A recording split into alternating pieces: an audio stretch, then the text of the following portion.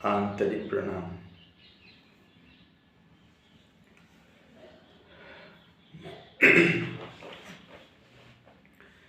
आज का विषय है राजयोग।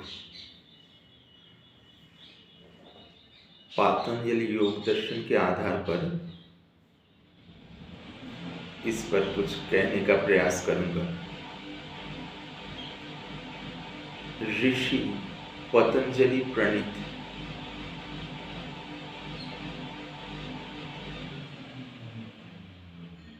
जो पातंजलि योग दर्शन या अष्टांग योग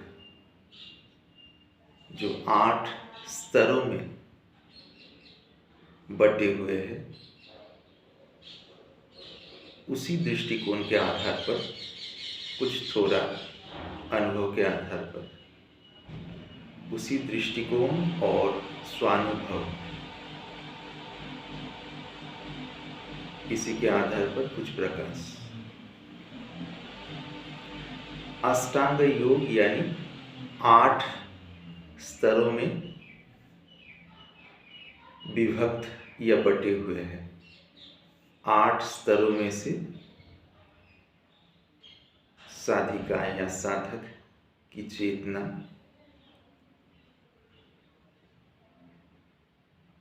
उस चिन्मय स्वरूप की दर्शन या चिन्मय स्वरूप की अनुभूति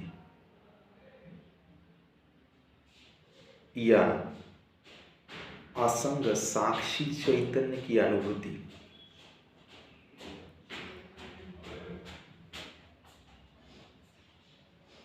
किस प्रकार हो और उसमें संबंधित बातें भी क्या हैं, यह है इस पर वर्णन। माफी चाहते हैं।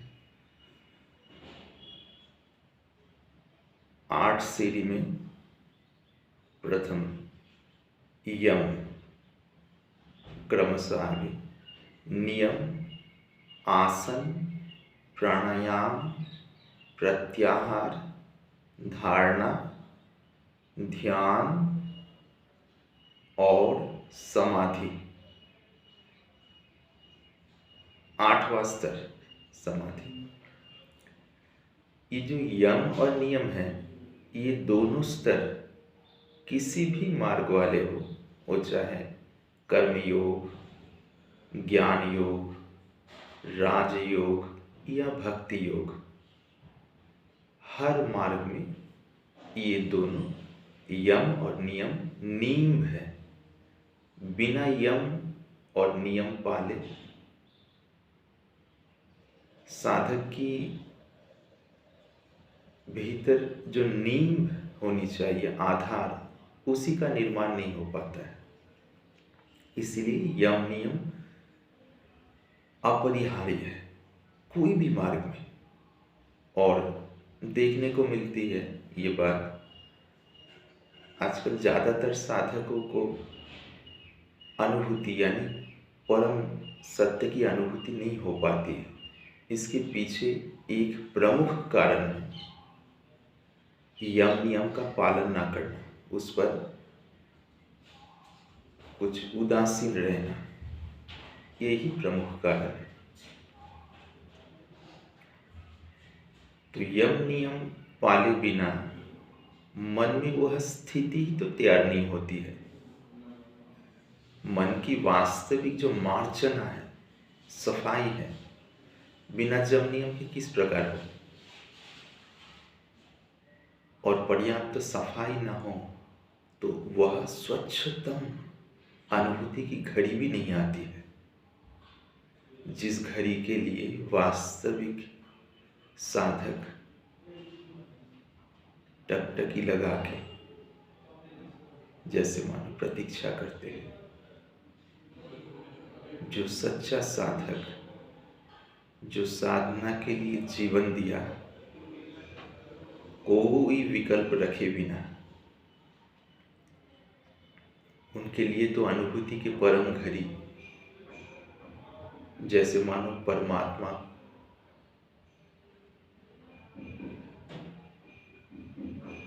परमात्मा के दीदार, और है भी वही, या उनसे मिलित होने की, मिलन की घड़ी, जिस घड़ी के लिए साधक प्रतीक्षा करते रहते हैं। भले हालांकि हर व्यक्ति ही जाने अनजाने में उस घड़ी के लिए प्रतीक्षा करते रहते हैं, जब वैसा आनंद मिले, ऐसी प्रसन्नता मिले जिसमें मन पूरी तरह परम शांति में ठहर जाए।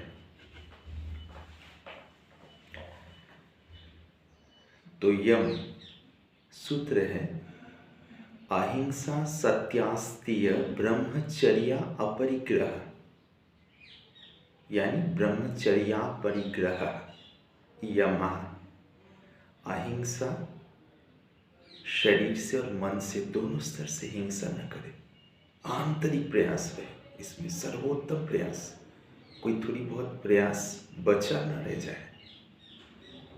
अहिंसा, सत्य, सत्य पालन में मन और वाणी और शरीर से भी सत्य पालन करे, यानी जो सोचे उसी के अनुसार कार्य करने का प्रयास करे।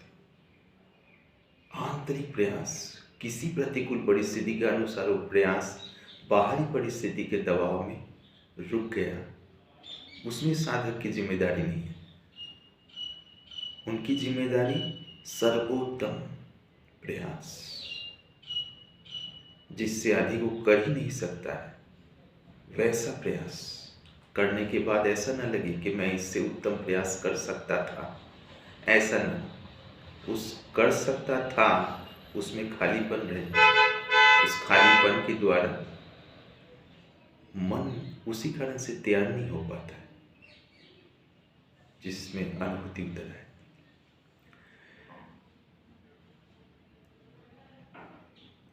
अहिंसा सत्य अस्तेय, अस्तेय मतलब चोरी ना करना। अहिंसा सत्य अस्तेय ब्रह्मचर्य, ब्रह्मचर्य मतलब ऐसे ब्रह्मचर्य के तो परम अर्थ जो है उस शुद्ध अशुद्ध दोनों के पार जो ब्रह्म स्वरूप है उसी में बुद्धि ठहर जाए, इसी को ब्रह्मचर्य बोलते हैं। और यहाँ पर ब्रह्मचर्य मतलब मुख्य रूप से पुरुष और स्त्री के जो सहज एक प्राकृतिक आकर्षण है एक दूसरे के प्रति, इस आकर्षण से प्रेरित होकर जो कुछ भी क्रियाएं हमारे शरीर तथा मन के द्वारा या मन तथा शरीर के द्वारा होती है, उन क्रियाओं से अपने आप दूर रखें, यही ब्रह्मचर्य का सामान्य अर्थ है। यानी जिस क्रिया से शरीर तथा मन उत्तेजित हो काम उद्दीपना के कारण और शरीर में कंपन आदि हो और अंततगत्वा वही कंपन शक्ति स्खलन के तरफ ले जाए, शरीर से शक्ति स्खलन यानी धातु स्खलन, जिन क्रियाओं के कारण से इस प्रकार की होने की संभावना है, इससे आंतरिकता से दूर रहे, यह सामान्य अर्थ। हालांकि नर और नारी ये दोनों मिलके ही मुख्य रूप से वंश परंपरा के धारा तथा प्रकृति की धारा या संतुलन, वाममार्गी साधना में नर नारी साथ में रह के भी किस प्रकार ब्रह्मचर्य यानी धातु या वीर्य धारण किस प्रकार किया जाए, ये कला है। ये विद्या पूर्णतया गुरुमुखी है, बस ऐसी कला है, इसके आभास में यहाँ पर दिया। ये इसलिए आभास दिया गया, कभी कोई महापुरुष यदि नर नारी कोई दिव्य स्तर में पहुँचे हुए इस प्रकार के महान विभूति के दर्शन हो, वो चाहे नारी शरीर में हो या पुरुष शरीर में हो, या दोनों एकत्रित रहते हुए दिखे तो प्राकृत भूमि में लोग नर नारी साथ में रहने से जिस प्रकार की मानसिक तथा शारीरिक क्रियाओं में संलग्न रहते हैं उनके लिए भी ऐसा न मान लें। ये बिल्कुल विलक्षण स्थिति है। कोई साधना किए बिना या प्रथम तो है ब्राह्मी स्थिति। ब्राह्मी स्थिति प्राप्त करके श्रृंगार साधन के द्वारा उस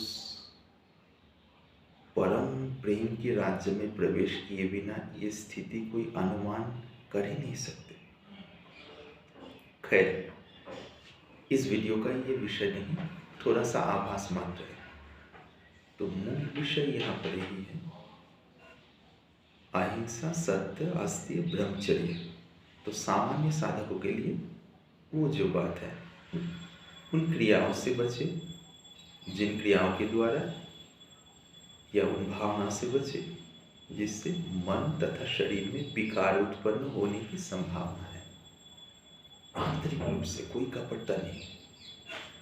साधक मतलब जो छल कपट से रहित, गलतियां भले रहे पर सच में छल कपट से रहित ना हो तो किस मनोदशा अनुभूतियां उतरेगी। यह है ब्रह्मचर्य। उसके आगे अपरिग्रह। अपरिग्रह का मतलब दान ग्रहण ना करना। यहाँ पर अपरिग्रह का मतलब यही समझना चाहिए, इंसान के मन में कुछ ना कुछ प्राप्ति के जो आग्रह रहता है, ये मिल जाए वो मिल जाए, परिश्रम किए बिना मुफ्त में, ये एक मन की प्रवृत्ति है। तो जो अपनी मूलभूत मांग से जुड़े हुए नहीं हैं, जो चीज़ें जुड़ी हुई नहीं हैं, वैसी चीज़ों की, ऐसी परिस्थिति की या संबंधित विषयों की मांग ना हो। यदि हो भी जाए तो उसको धीरे धीरे इस प्रकार से कम करें, विचार के द्वारा, विश्लेषण के द्वारा, भगवान के प्रति प्रार्थना के द्वारा, जिनके जिस प्रकार से, यानी जिस प्रकार संस्कार है वैसे ही उस प्रकार की मांग वाली जो प्रवृत्ति है, ये चाह वो चाह, इसके प्रति चाह, उससे धीरे धीरे धीरे धीरे बुद्धि को उपराम करें। नहीं तो मन ठहरेगा कहाँ पर, वही सब तो चाह के ही लहरों में इधर उधर बहता रहेगा। तो अपरिग्रह। उसके आगे नियम सूत्र है, शौच, संतोष, तपः, स्वाध्याय, ईश्वर प्रणिधानानि नियमः। शौच दो प्रकार के हैं, बाह्य शौच और अंतः शौच। बाहरी शरीर संबंधी, शरीर की साफ सफाई, स्वच्छता, निर्मलता, ये सब बाह्य शौच। ये काफ़ी हद तक अंतः शौच यानी मन को स्वच्छ और शुद्ध रखने में मददगार होते हैं। पर स्थान काल परिस्थिति के अनुसार ये बाह्य शौच बदल भी सकते हैं।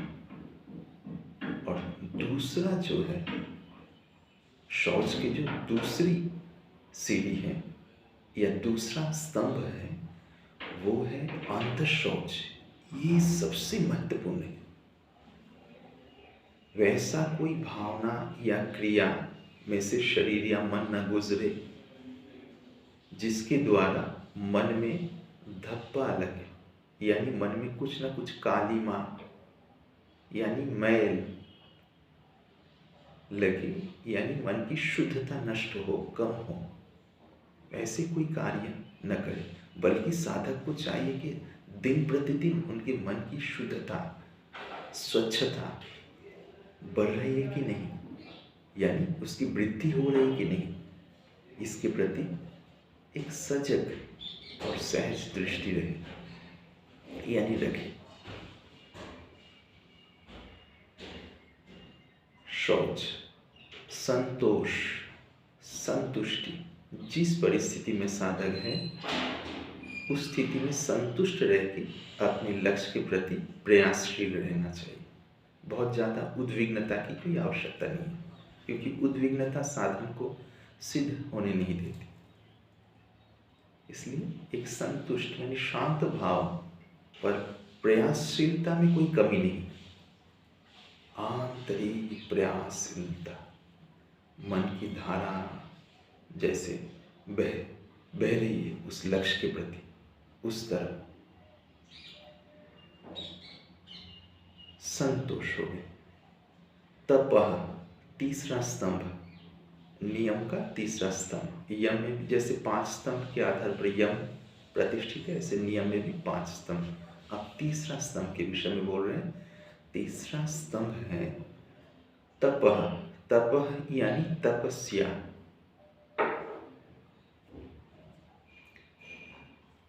तो इसका सीधा साधा अर्थ यही है, उस परम अनुभूति प्राप्ति के मार्ग में शरीर मन से जितनी प्रकार की ताप शरीर मन के द्वारा सहना पड़ता है, वो ही तपस्या है, यानी प्रतिकूलताएं बोल सकते हैं इसको। फिर चौथा स्तंभ है स्वाध्याय। स्वाध्याय का सर्वोत्तम या सर्वोत्कृष्ट अर्थ है स्व धन अध्याय बराबर स्वाध्याय।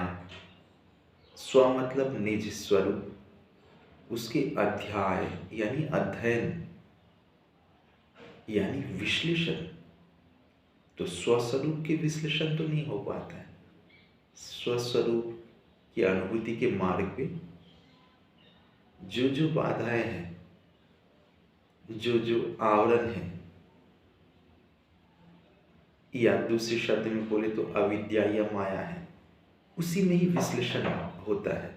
जिस विश्लेषण के द्वारा धीरे धीरे धीरे धीरे माया की को पोल खुलने लगती है, अविद्याएं हटने लगती है।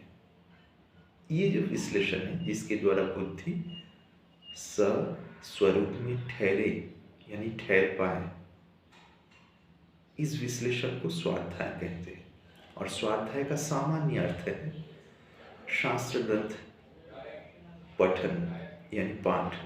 वही शास्त्र ग्रंथ जिस समय जिस साधक के लिए उचित करके गुरु बताते हैं, गुरु निर्देश देते हैं। अनाप शनाप पुस्तकों के पठन या पढ़ना साधना के मार्ग में कई बार हानिकारक हो जाता है। कर रहे योग के साधना यदि कोई पढ़े तो ज्ञान साधना यानी ज्ञान मार्ग के अनुसार, तो योग में उनकी निष्ठा नहीं होगी। पुरानी निष्ठा टूटती है इससे। कोई भक्ति के मार्ग में लगी हुई है, वो यदि कर्म योग संबंधित विषय पढ़े तो भक्ति की निष्ठा नहीं रहेगी। वैसे ही हर विषय में समझना चाहिए। इसलिए अपनी तरफ से बहुत ज़्यादा बुद्धि न लगाए। जो सिद्धावस्था में पहुंचने में बहुत सारे बाधाओं में एक प्रमुख बाधा है। जिस समय गुरु जिस साधक के लिए जो शास्त्र या ग्रंथ पाठ निर्धारित या निर्दिष्ट कर दे, वही उनके लिए अमृत मानो। तो स्वाध्याय का मतलब गुरु निर्देश के अनुसार शास्त्र ग्रंथ या पुस्तक या जो भी कुछ जो उनको उस परम की तरफ प्रेरणा दे, उत्साह उमंग बढ़ाए, उसी का पाठ अध्ययन। अब छठा स्तंभ है ईश्वर प्रणिधान। ईश्वर प्रणिधान मतलब सीधी सादी बात यही है कि ईश्वर की तरफ ध्यान या मन की गति। जो साधक या साधिका जिस स्तर में, वहीं से ईश्वर की तरफ जो मन की धारा बहे, वही ईश्वर प्रणिधान। तो यम नियम उसके अगला है तीसरा स्तर या तीसरी सीढ़ी आसन। सूत्र स्थिर सुखमासनम, स्थिरता के साथ शांतिपूर्वक जिस मुद्रा में साधक बैठ के परमेश्वर के चिंतन या साधना कर पाए, वही आसन है। ये सामान्य अर्थ, सूक्ष्म अर्थ है, पर उस तरफ हम नहीं जा रहे फिलहाल। बहुत सारे आसन हैं, ये भी गुरु निर्धारित कर देते हैं। चौथा स्तर या चौथी सीढ़ी है प्राणायाम। श्वास प्रश्वास पर जो अनुशीलन है, गुरु के द्वारा बताए गए मार्ग से अनुशीलन करते हुए जैसे जैसे श्वासों पर नियंत्रण होने लगता है, उस अनुपात में शरीर और मन में एक संतुलन अपने आप आने लगती है। तो श्वासों की जो विधि है, प्राणायाम अनेकों प्रकार के हैं। एक नाड़ी शोधन, कोई भी प्राणायाम करे तो उसके पहले नाड़ी शोधन, आजकल शायद उसी को ही अनुलोम विलोम करके सामान्य रूप से लोग हम जानते हैं। उसके बाद नाड़ी शोधन के उपरांत मात्रा प्राणायाम करना होता है। पूरक, कुंभक, रेचक, इसकी मात्राएं गुरु ही बताते हैं। इनके द्वारा शरीर और मन में उस प्रकार की अनुकूलता प्राप्त होती है जो ध्यान में डूबने के लिए और शरीर भी स्वस्थ रखने के लिए बहुत आवश्यक है। क्योंकि शरीर स्वस्थ न रहे तो ध्यान में डूबने वाली बात तो घटित नहीं हो पाएगी। प्राणायाम उसके आगे है प्रत्याहार। यम, नियम, आसन, प्राणायाम, प्रत्याहार, पांचवा स्तर। प्रत्याहार साधना में जब भी लक्ष्य की तरफ ध्यान में यानी ध्यान देने का प्रयास करें, किसी विषय में ध्यान कर रहे गुरु के बताए हुए मार्ग के अनुसार, मन इधर उधर भटकता है, ये सहज है। उस भटके हुए मन को अलग अलग जगह से उठा के फिर भी लक्ष्य के प्रति स्थापन करें, यानी लक्ष्य के प्रति लगाए, फिर भटके, फिर वहीं से उठा के फिर लगाए, फिर भटके, फिर उसको उठा के यहाँ पर लगाए। ये जो प्रयास है, इसी प्रयास का नाम है प्रत्याहार। सीधा साधा अर्थ बता रहा हूँ, कोई बारीक व्याकरण संबंधित विषय में चर्चा में नहीं जा रहा। प्रत्याहार, प्रत्याहार के उपरांत है धारणा, छठा स्तर। धारणा के लिए सूत्र क्या है? द्वे देश बंधश्चित्तस्य धारणा। किसी एक देश में यानी कोई एक स्थान में, कोई रूप में, कोई नाम में, या गुरु के द्वारा बताई गई कोई प्रक्रिया के द्वारा जिसमें मन लगाना होता है, तो वो मन लगाने वाली जो स्थिति है उसी का नाम धारणा। जैसे मान लीजिए कोई रूप बता दिए, या कोई शरीर के अंदर जो चक्र है या कमल दल है योग की भाषा में, उसमें उनमें से किसी एक चक्र या कमल दल में मन स्थिर करने के लिए बोले। उस विषय में गुरु जैसे जैसे बताए उसमें मन को धीरे धीरे स्थिर किया जा रहा है, यानी उसमें मन को संभाले रखा जा रहा है, संभाल के। ये जो रखने वाली जो स्थिति है, यही धारणा। किसी भी विषय में हो, मन उसमें संलग्न है, यानी ध्यान की प्रारंभिक अवस्था बोल सकते हैं। इसके अगला स्तर ही है ध्यान, सप्तम सीढ़ी या स्तर। धारणा के लिए सूत्र क्या पाए? देश बंधश्चित्तस्य धारणा। इसी के साथ योग या संबंध रखते हुए अगला सूत्र है तत्र प्रत्येक तानता ध्यानम। तत्र प्रत्येक तानता ध्यानम। धारणा में जब मन प्रगाढ़ रूप से अवस्थान करने लगे, टिकने लगे, प्रगाढ़ता जब काफी गहन स्तर में पहुंचे, काफी प्रगाढ़ स्थिति में पहुंचे, वही ध्यान। दृष्टांत देते महात्मा। धारणा जैसे पानी की धारा बह रही है ऊपर से नीचे की तरफ, बीच में कोई छेद नहीं, और ध्यान जैसे तेल की धारा बह रही है लगातार, उसमें भी छेद नहीं, पर पानी की धारा की प्रगाढ़ता और तेल की धारा की प्रगाढ़ता में अंतर है।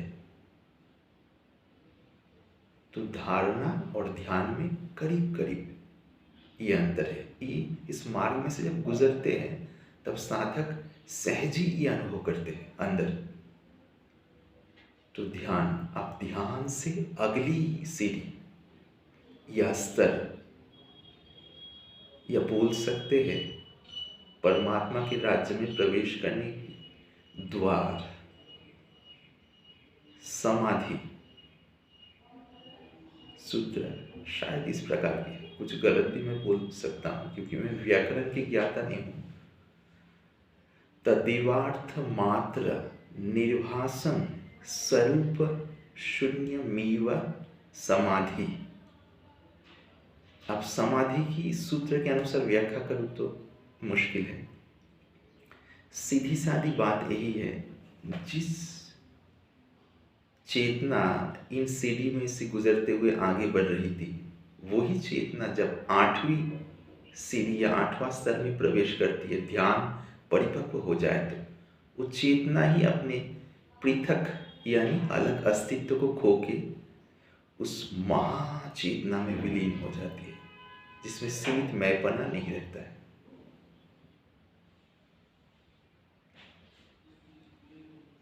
तो ये अनुभव गम्य है, इस पर अधिक कुछ बोलना उचित नहीं समझ रहा हूँ, फिर भी कुछ बोलने की इच्छा तो होती है। खैर, ध्यान में कोई पहुँचे तब उनके लिए कुछ संकेत दिया जाए कि उधर ऐसी अनुभूति रहती है, हालांकि चेतना तो है पर चेतना की केंद्र नहीं है, न केंद्र है न सीमा है। अहम की एक, जैसे मानो एक सीमा है जिसमें ठेस लगती है, जिसमें प्रसन्न हो तो जो थोड़ा सा अंदर फूलता भी है। पर समाधि की जो चेतना है उसमें अहम चेतना पृथक पृथक, पर समाधि की चेतना सब कुछ व्याप्त करते हुए, सब कुछ लेकर, कुछ सब कुछ से पृथक एक बोले तो ये नहीं, तो सब कुछ लेकर एक अद्भुत बात है। इस पर अधिक चर्चा इस समय उचित नहीं लग रहा है। तो ये जो 8 स्तर में से गुजरते हुए साधक उस परम जगह पे पहुंचते हैं, यानी साधक की चेतना उस परम अनुभूति में प्रवेश करके उसी में लय प्राप्त हो जाए। फिर उधर से जब उस समाधि से व्युत्थान यानी बुद्ध्यान, यानी जब जग की फिर चेतना बाहर आती है, तो मैं शरीर, इंद्रिया, मन, बुद्धि तथा अहम चेतना से भी पृथक शुद्ध चेतन स्वरूप, ये अनुभूति उनकी सहज हो जाती है। यानी इस बोध में बुद्धि ठहर जाती है, निष्ठा सहज जागृत हो जाती है। अद्भुत मार्ग की अनुभूतियाँ। तो इसमें मार्मिक बात यह है, गुरु के मार्गदर्शन के अनुसार चले तब जाके सिद्धावस्था की प्राप्ति होती है, नहीं तो मार्ग में ही भटकना ही रह जाता है।